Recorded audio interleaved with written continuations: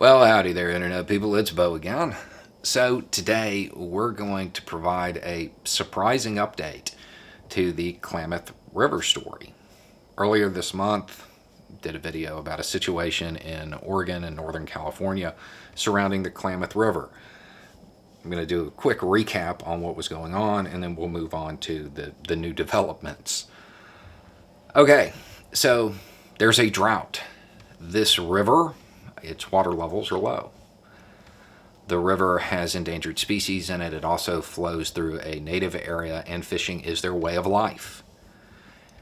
In addition to this, there's a canal off of the river that feeds irrigation to farmers. The question at the time was, what's going to happen?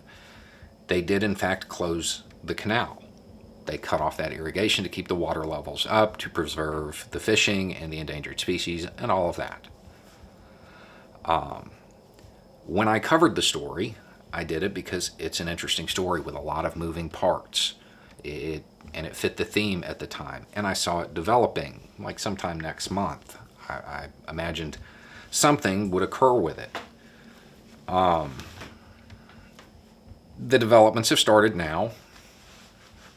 Two farmers have bought land right near the head gates. Now, the head gates are what would be used to open the canal.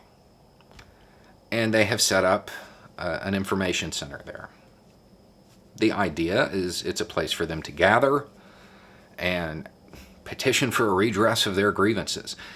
These are all fundamental rights in this country. You're allowed to assemble like this. This is kind of what I expected to occur next month. What I didn't expect was for the two farmers to be connected, reportedly connected via some group, to Ammon Bundy. You may remember that name from other recent stories involving public lands. It's also worth noting that one of the farmers has said, the only thing separating us from the head gates is a chain link fence. It's good access, all right.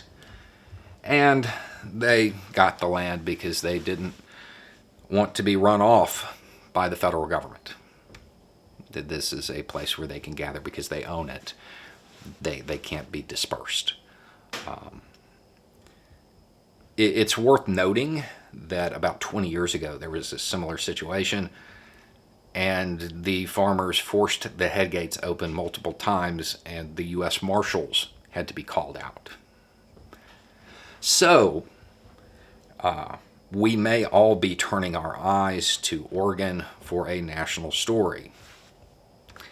It is also worth noting that the first demonstration is supposed to take place today. So, anyway, it's just a thought. Y'all have a good day.